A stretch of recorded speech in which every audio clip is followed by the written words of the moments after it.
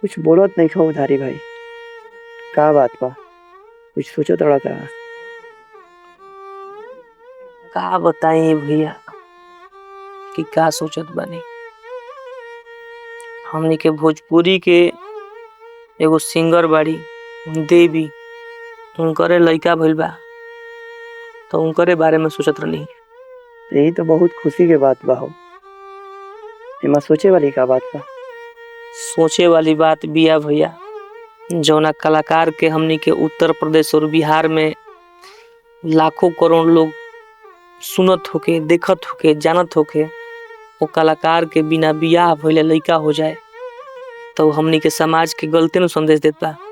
पूरा यूपी बिहार के ना बल्कि पूरा देश के संस्कृति के खिलाफ काम भइल। ये हमनी के पूरा समाज के गलत संदेश जाई। देखो और का देखे के पड़ेला।